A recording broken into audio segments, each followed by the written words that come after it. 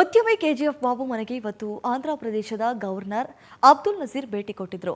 ಬೆಂಗಳೂರಿನ ವಸಂತನಗರದಲ್ಲಿರುವಂತಹ ಕೆಜಿಎಫ್ ಬಾಬು ಮನೆಗೆ ರಂಜಾನ್ ಹಬ್ಬದ ದಿನ ಭೇಟಿ ನೀಡಿ ಶುಭಾಶಯ ವಿನಿಮಯ ಮಾಡಿಕೊಂಡ್ರು.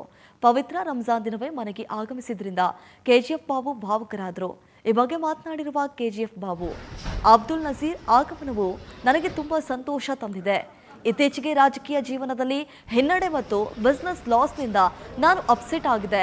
ಇಂತಹ ಸಮಯದಲ್ಲಿ ಅವರು ಬಂದು ಆಶೀರ್ವಾದ ಮಾಡಿರುವುದು ನನಗೆ ಮತ್ತಷ್ಟು ಬಲ ಸಿಕ್ಕಂತಾಗಿದೆ. ಸೋಲುಗಳಿಂದ ಧೃತಿಗೆಡಬಾರದು ಅಂತ ಹೇಳಿ ಧೈರ್ಯವನ್ನು ಕೂಡ ತುಂಬಿದ್ದಾರೆ.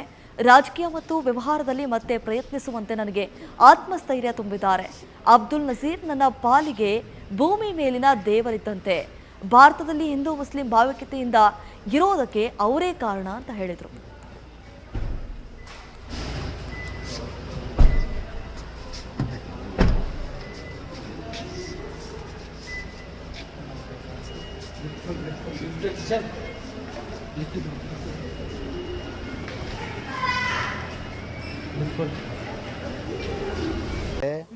ಇವತ್ತು ಒಂದು ಡಿ ಕೆ ಶಿವಕುಮಾರ್ ಸಾಹೇಬರು ನಮಗೆ ಒಂದು ಗಾಡ್ ಫಾದರ್ ಅಂದರೆ ನನ್ನ ತಂದೆಗೆ ಸಮಾನ ಅಂದರೆ, ನಮ್ಮ ಅಬ್ದುಲ್ ನಜೀರ್ ಸಾಹೇಬರು ಅಷ್ಟೇ ನಮಗೆ ತಂದೆ ಇಲ್ಲ.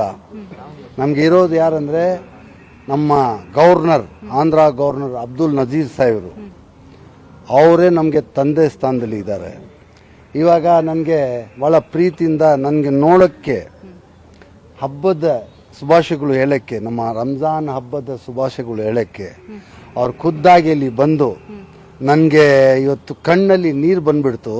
ಅವ್ರು ಖುದ್ದಾಗೆ ಬಂದು ನನಗೆ ಬ್ಲೆಸ್ಸಿಂಗ್ ಮಾಡಿ ನಮಗೆ ದುವಾ ಮಾಡಿ ಹೋಗಿದ್ದಾರೆ. ಅದು ನನಗೆ ಭಾಳ ಹೆಮ್ಮೆಯಿಂದ ಹೇಳ್ತಾ ಇದ್ದೀನಿ.